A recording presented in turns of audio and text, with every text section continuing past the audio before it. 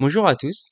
Ça fait un petit moment que j'ai pas publié de vidéo sur cette chaîne YouTube et ce pour une assez bonne raison. J'étais en train de finaliser mon mémoire de Master 1.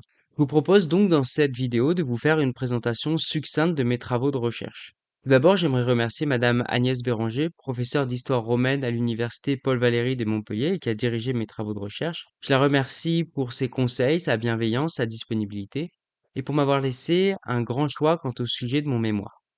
Ce sujet, c'est les révoltes fiscales dans le Haut Empire romain. C'est un sujet que je trouve intéressant pour plusieurs raisons. Tout d'abord, d'un point de vue personnel, il fait le lien entre mes précédentes études en comptabilité et finance et mes études actuelles en histoire. Mais de manière générale, je pense que si la fiscalité et l'imposition peuvent paraître au premier abord des matières un peu froides, un peu techniques et répulsives, elles sont au contraire assez passionnantes. Elles sont d'ailleurs souvent à l'origine de débats assez vifs et passionnés et peuvent mener très rapidement à des mouvements de contestation comme on l'a vu il y a quelques années avec par exemple le mouvement des Gilets jaunes. Selon moi, ces événements de contestation sont particulièrement révélateurs de la manière dont l'autorité est perçue et vécue. Il y a une citation que j'aime beaucoup de Frédéric Curlet qui résume cette pensée-là. Il nous dit qu'il n'y a pas de meilleur moment d'apprécier le fondement de toute autorité que ceux au cours desquels elle se trouve contestée. Mais alors, c'est quoi une révolte fiscale? Alors, il n'y a pas de définition générale et afin de définir ce terme, nous avons utilisé les travaux de Hugues Neveu, Michael Girardin, Jérôme France ou encore Luc Weber et nous sommes arrivés à cette définition. Pour nous, une révolte fiscale est une action contestataire collective dirigée contre les lois, les modalités de détermination, d'établissement ou de perception des transferts de ressources au profit des administrations publiques.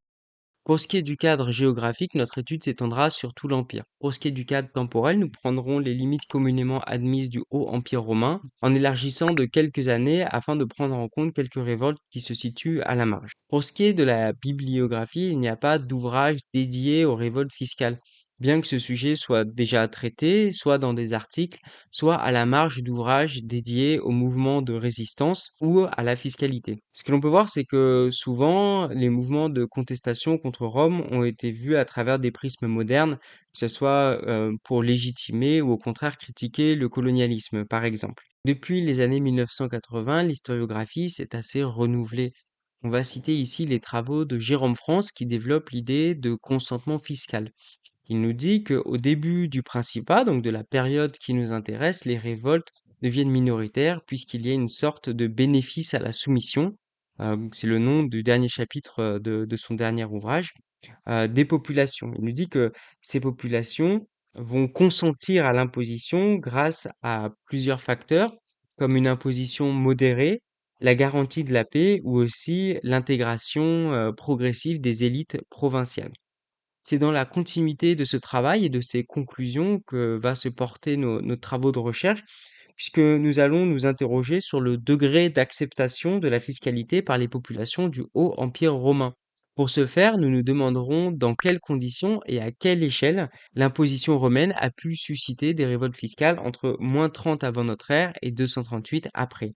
Afin de répondre à cette problématique, nous avons effectué un recensement des révoltes sur notre période. Pour ce faire, nous avons évidemment lu les sources et nous avons aussi effectué un travail de recherche par mots-clés pour essayer d'en déceler le plus possible. Nous sommes arrivés à ces résultats. Nous avons trouvé 84 révoltes, parmi lesquelles 18 présentent des causes explicitement fiscales, 6 avec des causes potentiellement fiscales où la fiscalité est seulement évoquée de manière équivoque, 32 avec des causes inconnues, souvent faute de sources précises, et enfin 28 avec d'autres types de motivations. À notre connaissance, un tel recensement n'avait pas été effectué et il constitue l'apport majeur de notre travail de recherche. Notre mémoire s'articule ensuite en deux parties, une partie où nous allons présenter ce corpus et une deuxième partie où nous allons l'analyser. Les auteurs antiques n'écrivaient pas l'histoire comme on l'écrit aujourd'hui, et il nous paraissait essentiel dans notre première partie d'essayer de comprendre comment ils faisaient afin de pouvoir identifier certains biais nous permettant d'avoir un recul critique nécessaire sur notre corpus. Alors nous nous sommes tout d'abord demandé quelles étaient les sources qu'avaient pu mobiliser ces auteurs antiques. Tout d'abord, il y a leur propre expérience. En effet, la plupart des historiens antiques ont écrit sur des faits dont ils étaient contemporains. Et ensuite, ces auteurs antiques avaient une grande importance politique pour la plupart. On peut notamment citer Cassius Dio et Tacite, qui ont été consuls et qui ont donc pu mobiliser leur propre expérience, leurs propres témoignages pour écrire leurs récits. Ils ont pu aussi utiliser des documents administratifs, des archives ou le journal du peuple romain, par exemple, mais aussi des témoignages oraux, des travaux des historiens prédécesseurs, et encore une autre grande variété de documents comme des biographies, des pamphlets, etc. Cette partie est importante pour montrer que la qualité des sources des historiens antiques est très inégale et qu'il est donc nécessaire d'aborder notre corpus avec une grande prudence.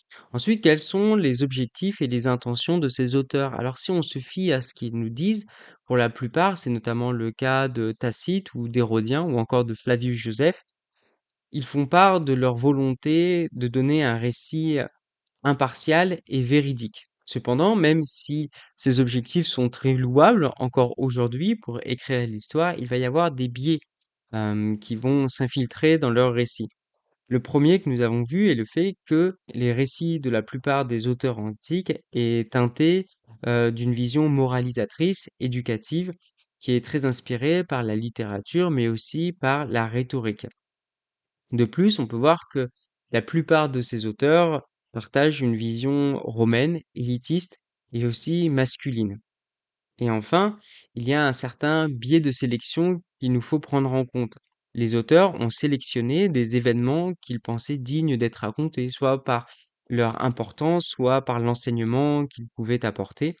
Et donc, on peut émettre l'hypothèse que certaines révoltes, situées à la marge de l'Empire ou alors de très faible importance, ont pu être oubliées. Ce qui fait que notre corpus des 84 révoltes est très sûrement une face émergée d'un iceberg bien plus grand.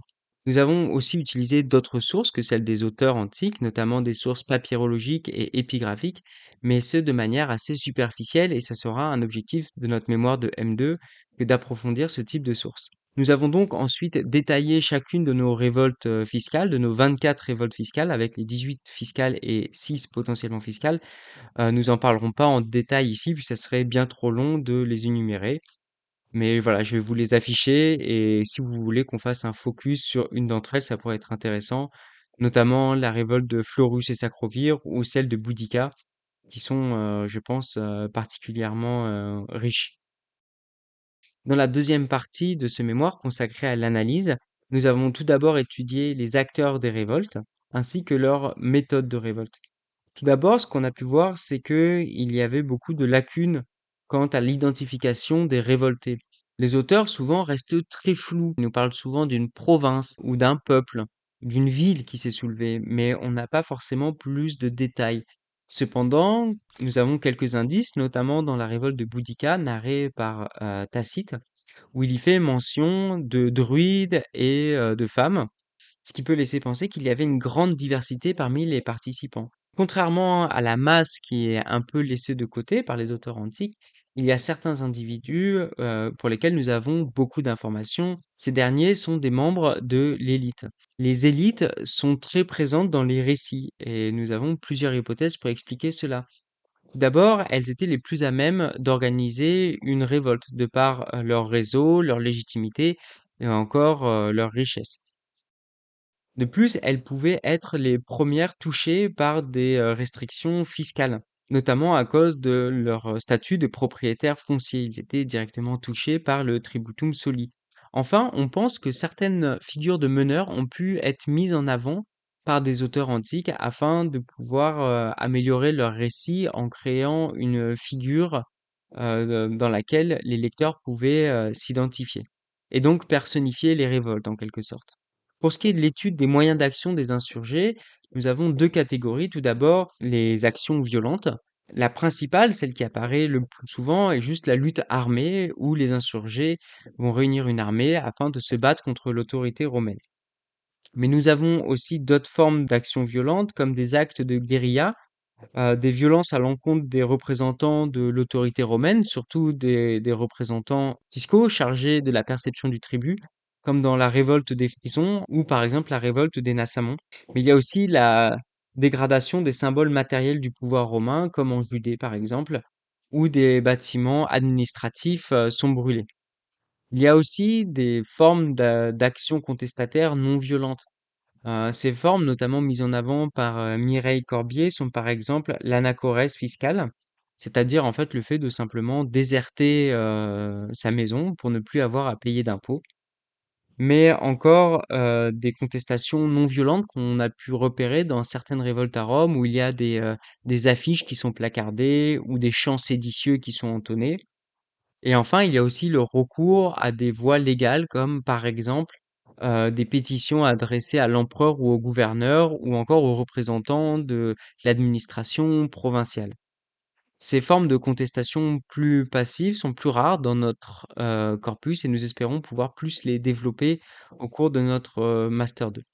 Nous nous sommes ensuite intéressés aux causes des révoltes fiscales. Qu'est-ce qui avait provoqué les révoltes fiscales? Et en reprenant en grande partie la catégorisation faite par Jérôme France, nous en avons identifié quatre. Tout d'abord, il y a les abus des administrateurs romains et les méthodes de prélèvement vexatoire qui sont présents sur 16 révoltes sur 24, soit 67%. Ensuite, il y a les prélèvements exceptionnels et la création de nouveaux impôts que l'on retrouve dans 6 révoltes sur 24, soit 25%. Vient ensuite la lourdeur ou la continuité de l'impôt, présente dans 12 sur 24 révoltes, donc 50%. Et pour finir, le rejet de l'instauration des structures fiscales romaines, donc notamment le recensement, soit 12 révoltes sur 24, soit 50%. Nous avons donc ensuite fait un tableau où nous avons réparti pour chacune des révoltes les causes fiscales qui pouvaient y être attribuées, et cela nous a permis de voir qu'il y avait un enchevêtrement des causes fiscales. Nous avons ensuite vu qu'il y avait des facteurs non fiscaux qui pouvaient avoir une certaine importance dans le déclenchement de révoltes fiscales. Ces facteurs sont par exemple des facteurs militaires, politiques, économiques, frumentaires ou encore religieux pour le cas de la Judée. Nous avons terminé notre partie sur l'analyse avec une étude géographique et temporelle.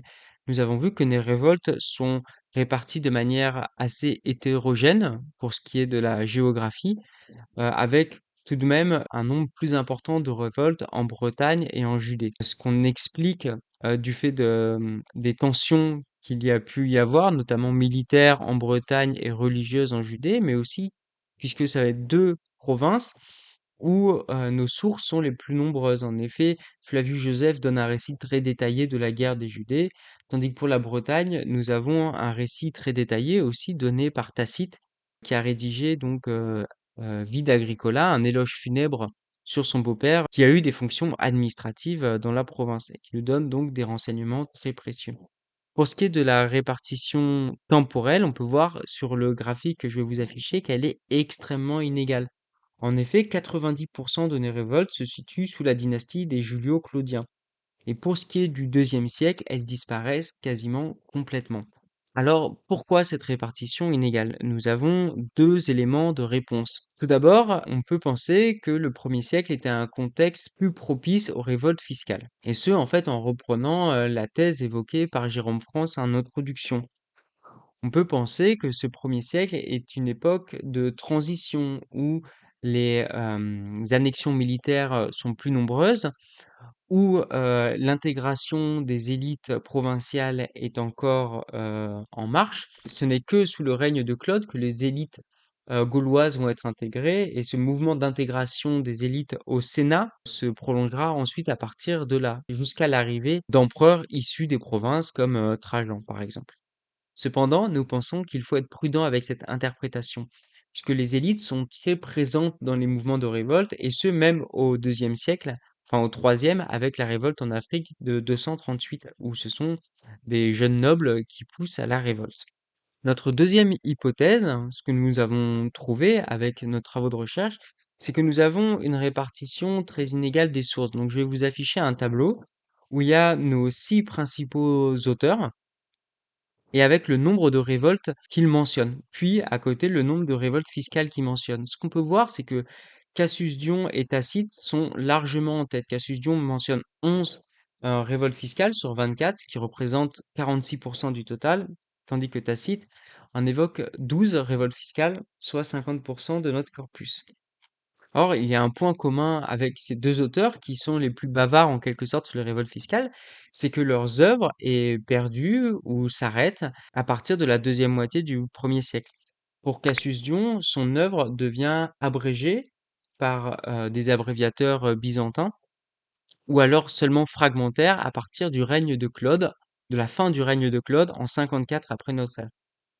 Pour ce qui est de Tacite, nous avons perdu tout ce qui va au-delà d'à peu près 80 après notre ère. Pour le deuxième siècle, nous n'avons guère que l'histoire Auguste et Hérodien, et on peut voir que si l'histoire Auguste mentionne un certain nombre de révoltes, seulement une est fiscale, puisque de toute façon, les deux auteurs s'intéressent au final assez peu à ce qui se passe dans les provinces, et beaucoup plus aux actions des empereurs.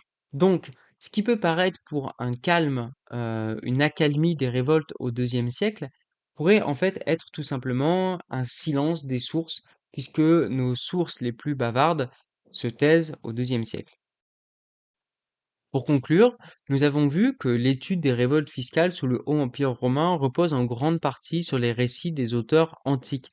Bien que ceux-ci revendiquent souvent une forme d'objectivité ou de neutralité, nous avons identifié plusieurs biais au cours de notre analyse. Ces biais nous invitent à aborder ces témoignages avec prudence, car ils constituent une limite méthodologique majeure à la compréhension des dynamiques fiscales et des mouvements de contestation. Notre recensement des révoltes du Haut Empire romain fait apparaître une proportion significative de soulèvements à caractère fiscal. Sur les 84 révoltes recensées, 18 sont explicitement liées à des motifs fiscaux, tandis que 6 peuvent être considérées comme potentiellement fiscales, soit un total de 24 révoltes, ce qui représente près de 30% de notre corpus global. Nous avons identifié 4 grandes catégories de causes fiscales à l'origine de ces révoltes et nous avons mis en lumière leur enchevêtrement sans omettre les autres facteurs non fiscaux qui ont aussi pu contribuer à l'émergence de révoltes fiscales. Nous avons ensuite vu que une grande majorité de ces révoltes se situe au début du Principat, sous la dynastie des Julio-Claudiens. Pour expliquer cette répartition inégale, nous avons mis en avant les travaux de Jérôme France avec voilà une paix qui s'installe progressivement, une intégration des élites aussi qui se fait de manière progressive, mais aussi émis l'hypothèse qu'il y avait un biais des sources très important qui pouvait invisibiliser des révoltes du deuxième siècle. Ainsi, si notre étude s'est principalement attachée à une approche événementielle des révoltes fiscales, elle invite à être prolongée. Afin de mieux comprendre la manière dont la fiscalité était perçue et vécue dans l'ensemble de l'Empire, il serait pertinent, dans le cadre d'un futur mémoire en M2, d'élargir à des formes de résistance plus discrètes dont nous avons un petit peu parlé, comme l'anachorèse, mais aussi les fraudes, les retards de paiement ou simplement le refus d'obéissance. Nous pensons que l'exploitation de sources papyrologiques et juridiques offrirait à cet égard un éclairage précieux, en rendant visibles des pratiques ordinaires et des tensions moins spectaculaires mais tout aussi révélatrices. Je vous remercie d'avoir suivi cette vidéo. Je pense que si vous avez tenu jusque-là, c'est que vous êtes assez courageux puisque le contenu est assez dense et j'en suis désolé, mais c'est très difficile de faire tenir plusieurs mois de recherche dans seulement 15 minutes. J'espère que la vidéo va faire 15 minutes, peut-être 20. Mais voilà, n'hésitez pas, si vous avez des questions, je serai ravi d'y répondre dans l'espace des commentaires et je vous dis à très bientôt pour d'autres vidéos. Merci beaucoup.